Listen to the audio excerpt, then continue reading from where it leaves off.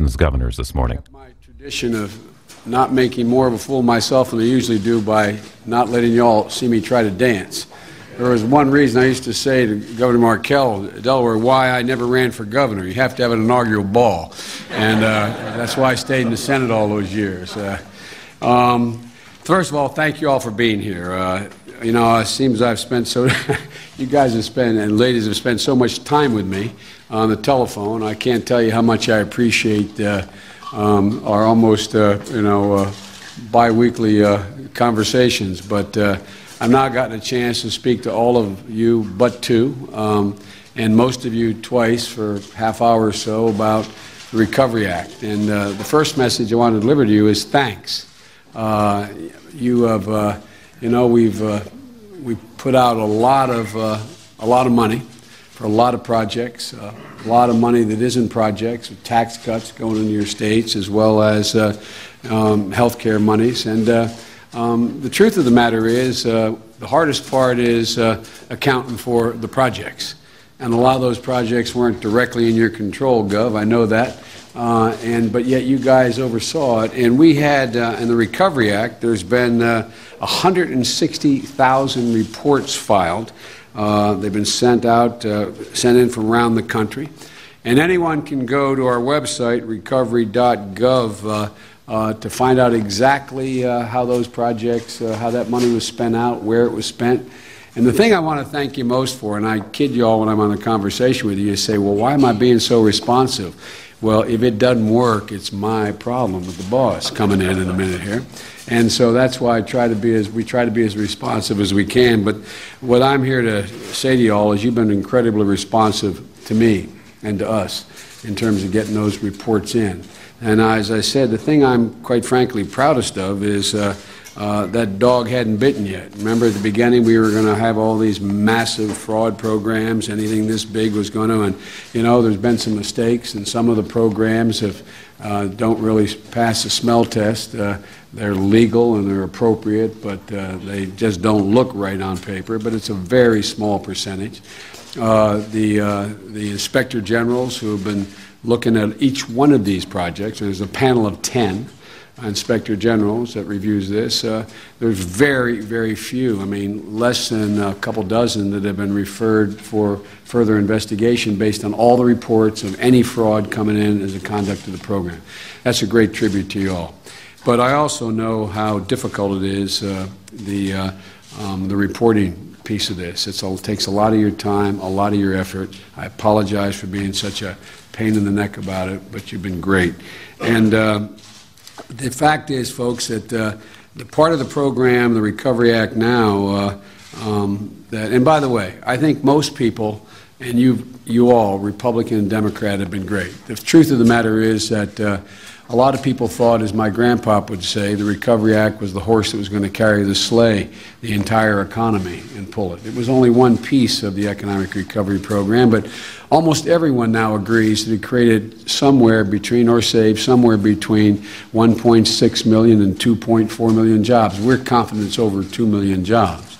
We also know, as the President said last night from the podium that was sitting right here, that a lot of you have a FY11 budget that's pretty steep as well. But last year out, a lot of you were able to keep firefighters, school teachers, police officers on the job. And one of the things that everyone, even the critics now acknowledge, is that the Recovery Act played a significant part in the growth of the GDP. First quarter of last year, the economy shrunk by over 6%, 6.4%. Last quarter, a year later, it actually grew almost 6%, 5.7%. 6%, 5.7%. But we all know a lot of people are still hurting. I've traveled into now 65 cities, I think it is, in your states, and a lot of people are still hurting. Employment is lagging, and it's going to be it's a real scramble for a lot of people.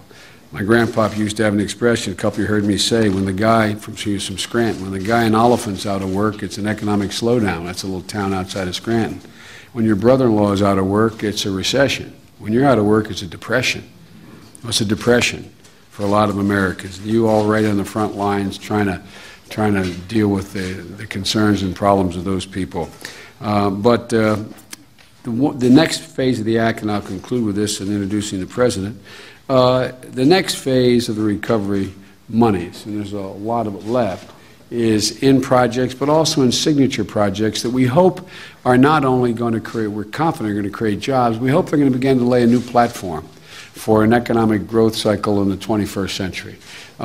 They are innovative. They range everything from broadband, a lot of you are working on, to high-speed rail, to a new electric grid and meters, investment in battery technologies, a range of things that are designed not just merely, which is critical, to get the economy moving and keep it moving, provide jobs and initiate new jobs, but they're also leveraging a lot of private capital, a lot of money. I was talking to Governor Christie a moment ago. It used to be 5 years ago when we tried to talk about wind power along the East Coast, there was Delaware and no one else was doing it. All of a sudden we started to invest it. Now you got millions of megawatts of programs that are being suggested.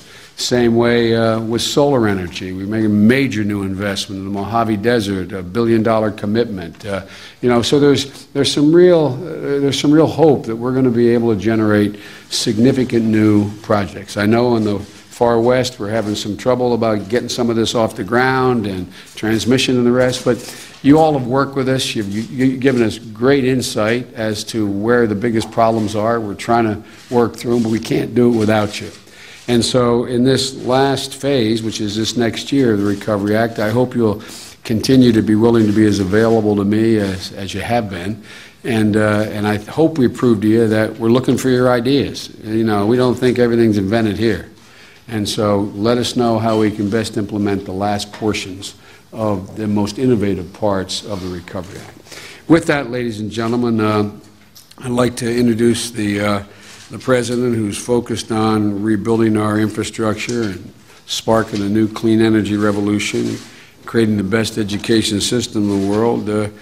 That's what he's undertaking. Some say we're doing too much. The truth of the matter is there's no way that we can lead in the 21st century with the same energy policy, the same education system, and the same effort, same infrastructure we have now.